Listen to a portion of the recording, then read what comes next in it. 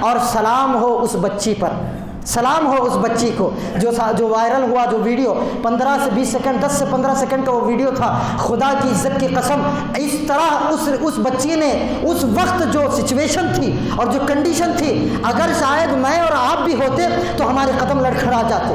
مرد ہونے کے باوجود بھی جو معاملہ، جو بدماشی وہاں پر بچے کر رہے تھے، شر پسندی کر رہے تھے، ایک اکیلی عورت پر، بچی پر حملہ آور ہو رہے تھے، یہ کوئی اخلاق تھے؟ یہ کوئی اچھے کردار تھے؟ یہ سوچنا چاہیے ان کے ماں باپ کو کہ ان کے ماں باپ نے کیا تربیت کی ہے، یہ سوچنا چاہیے۔ اور جو نعرہ اس وقت لگایا جا رہا تھا، یہ صرف ان کی ذلت نہیں تھی، بلکہ انہوں نے اپنے مذہب کو ذلیل کیا ہے، اپنے مذہب کو ذلیل کیا ہے، اور خود انہوں نے ذلیل کیا ہے کہ ایک اکیلی تنہا عورت پر حملہ آور ہونا یہ کوئی شیر کا کام نہیں، یہ گیدڑوں کا کام تھا۔ مگر جو بچی نے اس وقت پرفارمنس دیا ہے، اللہ اکبر، لاکھوں سلام اس بچی پر۔ جو کلپ دیکھا گیا، اس بچی کی آنکھوں میں نہ ڈر تھا، نہ اس کی کوئی حرکت میں ڈر تھا، اس بچی کو اس وقت کچھ سمجھ نہ آیا، اور اس وقت سامنے والے جو بدماش نعرہ بلند کر رہے تھے، اس بچی کو جو سمجھ میں آیا، اس وقت اس نے نعرہ تکبیر کو بلند کیا، نعرہ تکبیر کو بلند کیا ہے۔ یہاں پر ہم فتنہ فساد کرنے کے لیے تھوڑی ہیں، ہم یہاں پر دشمنیاں کرنے کے لیے تھوڑی ہیں، ہم مذہبوں میں دخل اندازی کرنے کے لیے نہیں ہے۔ مگر جب بات عزت پر آ گئی اور اسلامی شعار پر آ گئی تو سلام ہو اس بچی پر کہ اس نے اس وقت سارے مذہب اسلام کی ترجمانی کی ہے، اکیلی کھڑے ہو کر اس نے مذہب اسلام کی ترجمانی کی ہے۔ اور دور حاضر کے اکابرین علماء نے یہاں تک بھی کہا ہے کہ اگر ہم سارے لوگ مرد مل کر بھی ہزاروں کی تعداد میں باہر راستوں پر آ جائے، سڑکوں پر آ جاتے، تو وہ معاملہ اتنا اثر انداز نہ ہوتا کہ جو معاملہ اس بچی نے تنہا کر دکھایا، تنہا کر دکھایا۔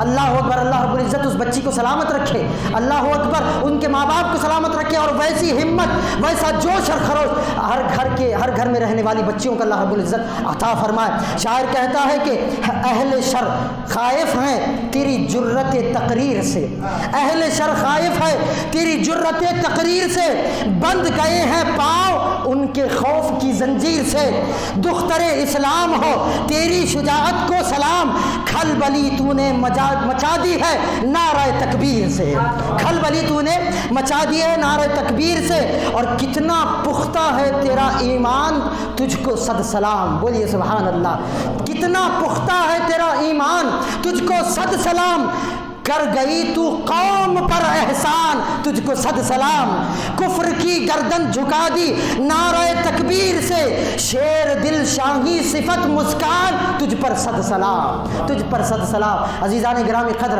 اب میدان میں ہر ایک کو آنا ہوگا، مردوں کو بھی آنا ہوگا، عورتوں کو بھی آنا ہوگا، مگر ایک نصیحت کہہ کر میں اپنی گفتگو کو ختم کروں گا۔ آپ بات کریں، اگر آپ سے انٹرویو لیا جا رہا ہے تو انٹرویو بھی دیں، مگر کوئی بیکار کی باتیں نہ کریں، الٹی سیدھی بات نہ کریں، کیونکہ وقت دور حاضر میں نہ اقتدار ہمارا ہے، نہ حکومت ہماری ہے، نہ عہدے پر ہمارے اکابرین ہمارے لوگ فائز ہیں، لیکن بات کرنا ہے۔ میں یہ نہیں کہہ رہا کہ ڈر کر گھروں میں بیٹھ جائیں، ٹھیک ہے، یہ وہ وقت نہیں ہے۔ اگر مرد سامنے نہیں آئیں گے تو کیا ہم اتنے بے غیرت ہو گئے ہیں؟ بابا خادم حسین رضوی رحمہ اللہ سے پوچھا گیا، جب ناموس رسالت کی حفاظت کا معاملہ فرانس میں جب گستاخی ہوئی تھی تو آپ سے عورتوں نے کہا کہ بابا جی ہمیں اجازت دے، ہم ناموس رسالت کے لیے راستے پر آنا چاہتی ہیں، بولیے سبحان اللہ۔ عورتوں نے اجازت طلب کی تو خادم حسین رضوی رحمہ اللہ نے اس وقت فرمایا کہ کیا تمہارے مرد مر گئے ہیں؟ جب ہم مر جائیں گے تب تم باہر آنا، جب ہم مر جائیں گے تب تم باہر آنا۔ تو عزیزان گرامی قدر، ابھی ہم زندہ ہیں، ہمارا ایمان زندہ ہے، اسلام تو زندہ رہے گا ہی رہے گا، اسلام کی میں بات نہیں کر رہا ہوں۔ مسلمان کبھی غالب بھی ہوئے ہیں، کبھی مغلوب بھی ہوئے ہیں، یہ جملہ بڑا پیارا جملہ۔ مسلمان کسی دور میں غالب ہوئے ہیں تو کسی دور میں مغلوب ہوئے ہیں، مگر اسلام وہ مذہب ہے جو ہر دور میں غالب ہی غالب نظر آتا ہے، جو ہر دور میں غالب ہی غالب نظر آتا ہے۔ عزیزان گرامی قدر، تو ہمیں آگے بڑھنا ہوگا اور انٹرویو دیں۔ اگر آپ ویڈیوز بنا کر ٹیگ کر سکتے ہیں تو انٹرنیٹ پر اپلوڈ کریں، مگر ایک نصیحت فقیر بندہ ناچیز کی بھی سماعت کرتے چلیں کہ کوئی جملہ شریعت کے خلاف نہیں ہونا چاہیے، کوئی جملہ اخلاق کے خلاف نہیں ہونا چاہیے، اور کوئی جملہ گالی گلوچ کے ساتھ نہیں ہونا چاہیے، اور اسی طرح سب سے مین پوائنٹ، کوئی جملہ قانون کے خلاف نہیں ہونا چاہیے۔ بات سمجھ میں آ رہی؟ کیونکہ ساری چیزوں ہمیں بھی خود کو بھی تو بچانا ہے نا. کوئی ایسا جملہ خدا نہ خواستہ ہماری زبان سے نکل گیا, کسی کا نام لے کر ہم نے گالی, جوش و خروش ہوتا ہے, نوجوانوں میں ہوتا ہے, بزرگوں میں ہوتا ہے. جب ہمارے تک ہم تک بات آ جائے تو ہو سکتا ہے ہم چھوڑ دیں, مگر جب اسلام مذہب, اور ایک طرف سے بہت اچھا ہوا, مجھے یہ محسوس ہوا کہ یہ جو بھی ہوا نا بہت اچھا ہوا, جو کچھ بھی معاملہ کیا گیا بہت اچھا ہوا. کیونکہ ہمارے نوجوان بریانی کھا کر گھروں میں سو رہے تھے, نہ انہیں کوئی فکر تھی, نہ کوئی انہیں درد تھا. مگر جب بات عورتوں تک, گھر کی عورتوں تک آ گئی تو الحمدللہ یہ نظر آ رہا ہے کہ اللہ رب العزت کا کلمہ پڑھنے والے مرد بھی اجاگر ہو رہے ہیں. ہے یا نہیں؟ یہ ایمان کی جوش ہے, ایمان کی حرارت ہے. اور ایک بات ہمیشہ یاد رکھیں کہ ہر دور میں, کسی بھی دور میں اسلام کو دبانے کی کوشش کی گئی ہے, اسلام دبا نہیں, مزید بڑھتا گیا ہے, مزید بڑھتا گیا ہے. کیوں؟ کیونکہ اسلام کی فطرت میں قدرت نے وہ لچک دی ہے کہ جتنا دباتے جاؤ گے اتنا ہی پھیلتا جائے گا, اتنا ہی پھیلتا جائے گا. مگر ہمیں بھی میدان میں آنا ہے اور حق گوئی کے ساتھ ڈٹ کر, اور تعلیم بھی ہمارا حق ہے, پردہ بھی ہمارا حق ہے. بات سمجھ میں آ رہی؟ ہمیں نہ کوئی قانون تعلیم حاصل کرنے سے روک سکتا ہے, نہ کوئی قانون پردے کی پابندی سے روک سکتا ہے. بس ہمیں ڈٹ کر مقابلہ کرنا ہے اور اچھی گفتگو کرنی ہے, اور سب سے بڑھ کر ہمارا اپنے ایمان کو مضبوط کرنا.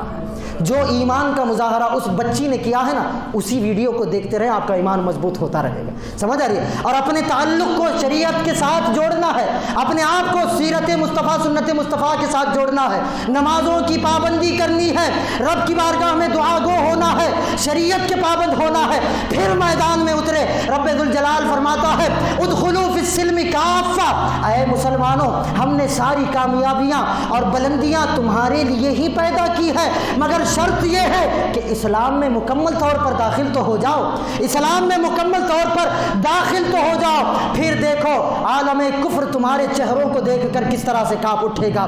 مگر یہ چیزیں ضروری ہے, یہ چیزیں ضروری ہے.